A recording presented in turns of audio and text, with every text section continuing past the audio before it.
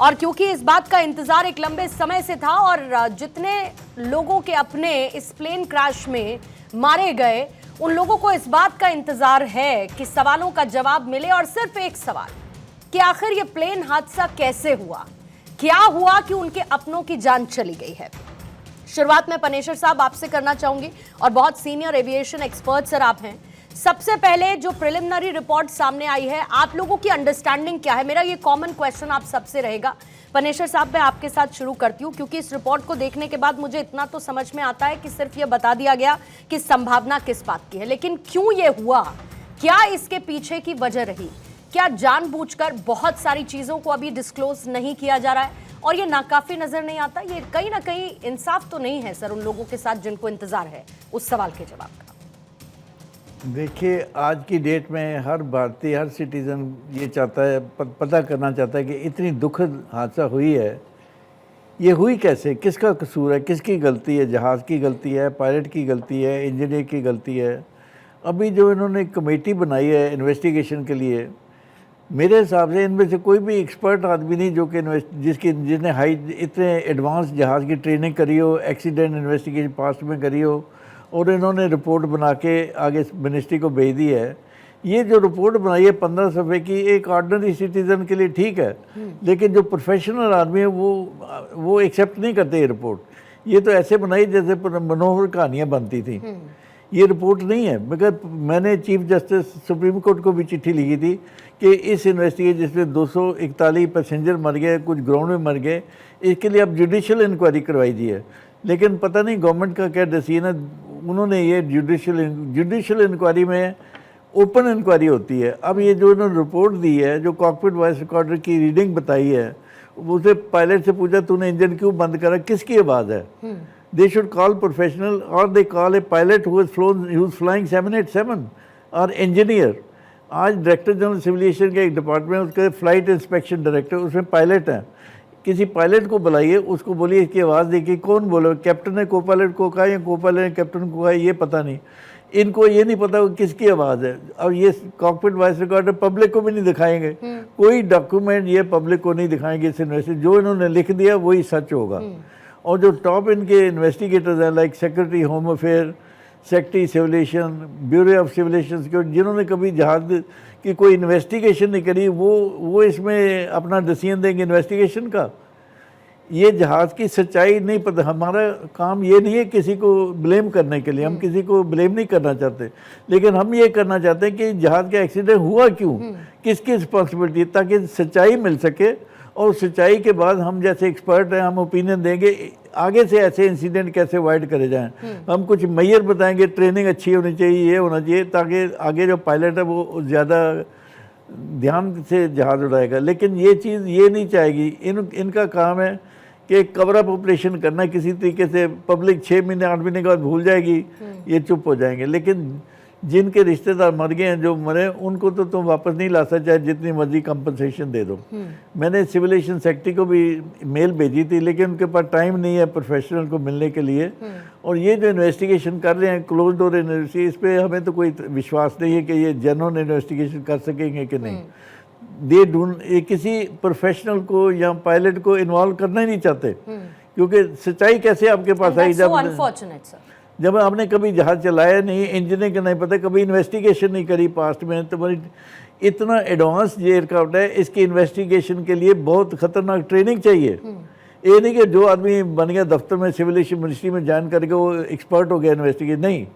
Pilot हैं, देर also advance training की होती है, उनसे सवाल पूछने होते हैं कि ये जो पायलट ने बोला है जहाज में, कैसे इसको बताओ, आप बताओ कैसे हुआ है। लेकिन ये तो जैसे गवर्नमेंट कहेगी वैसे इंक्वायरी रिपोर्ट बना के आगे रख देंगे उनके।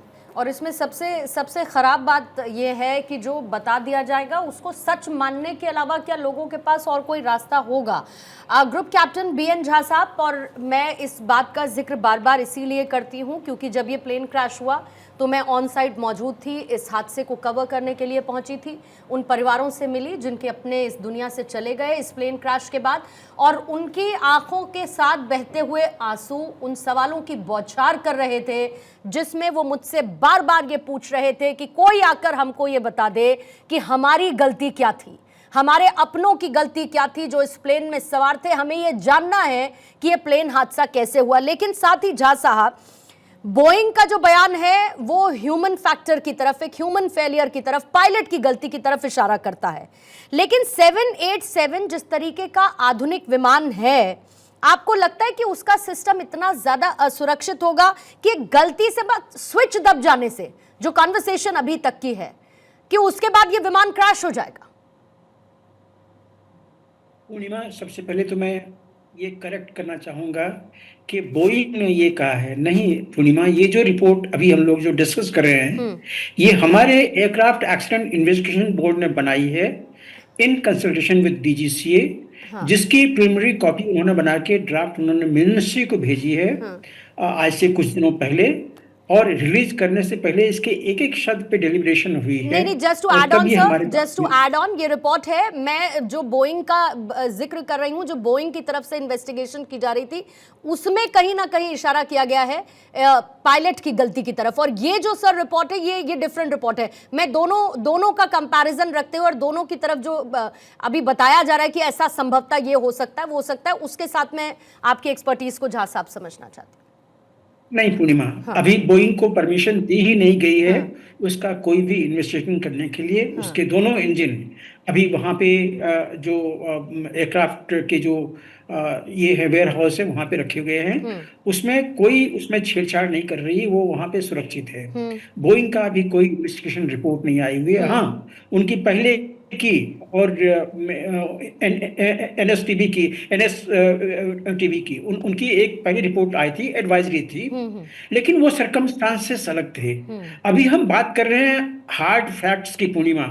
अब हम लोग स्पेकुलेट नहीं कर रहे हैं, और हार्ड फैक्ट्स ये है कि कॉकपिट में ट्रांसपायर हुआ है इमीडिएटली आफ्टर टेक ऑफ, जैसे हम लोग उसको बोलते हैं अनस्टिक, मतलब व्हील्स जो हैं ऑफ द ग्राउंड हुआ है, और उसके 2 सेकेंड के अंदर में ये स्विच जो हैं वो मूव आउट हुई हैं, और जो पायलट फ्लाई कर रहा है, मतलब जिसने कॉलम को खींचा है, जिसने एयरक्राफ्ट को ऊपर उठाया, उसका पूरा अटेंशन उधर में है। लेकिन ये पेरिफेरल क्यूज जो हमारे होते हैं, हम जानते हैं हमारे बगल में क्या हो रहा है, उसने शायद देखा है कि दूसरा पायलट शायद झुका है या उसने कुछ किया है, इसीलिए इसका सवाल था कि आपने इसको कट ऑफ क्यों किया। उसने ये नहीं पूछा है कि engine has cut off, fuel has cut off, kindly check, ऐसा कुछ नहीं। उसने कहा है आपने ऐसा क्यों किया।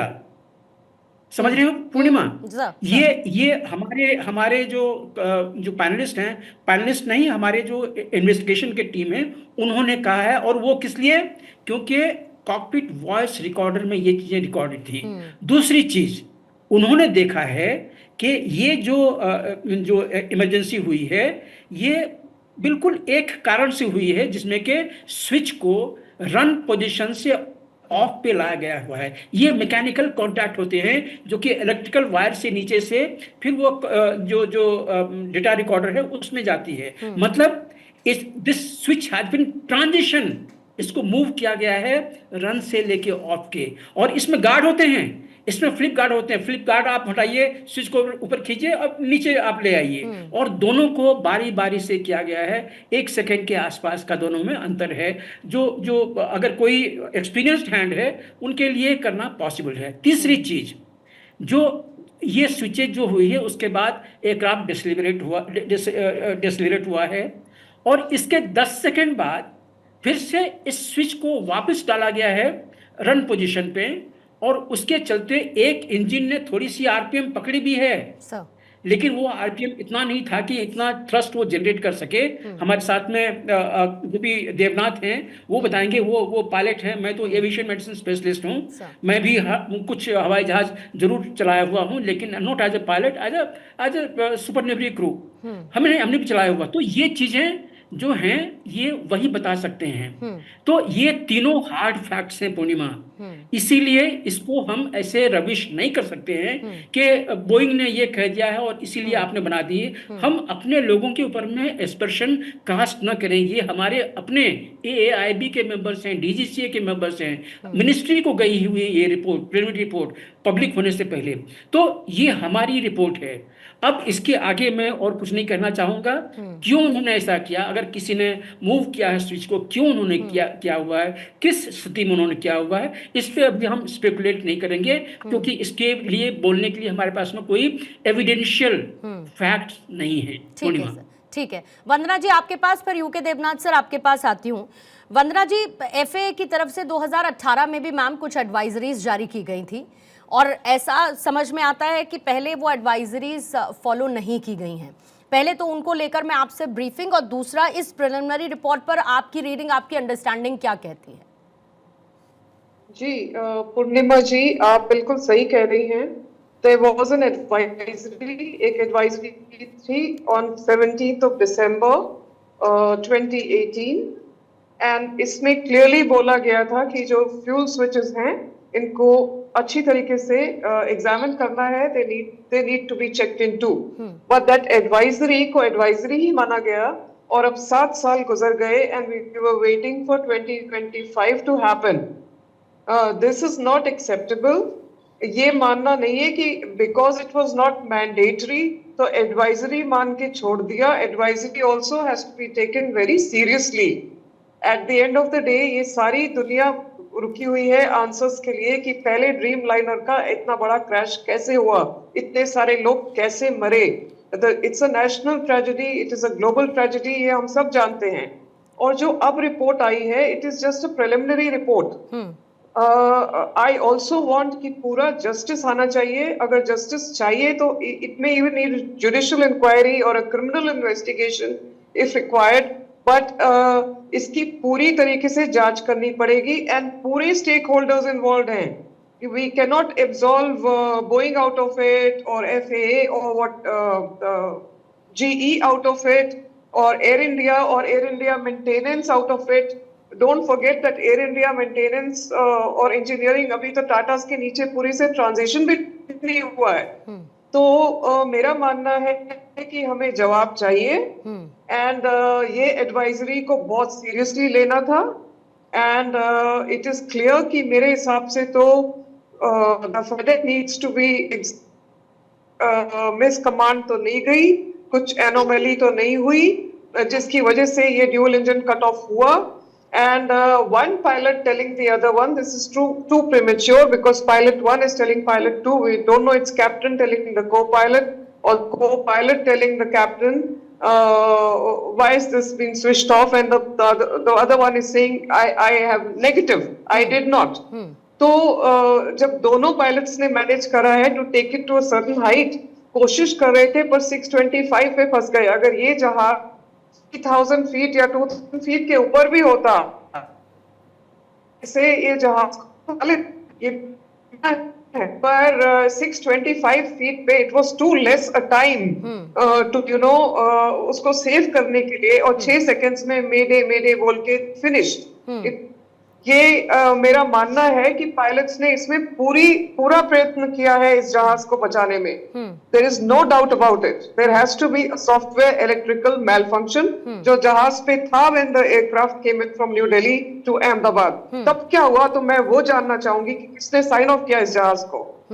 These are my questions. Over to you Purnima ji.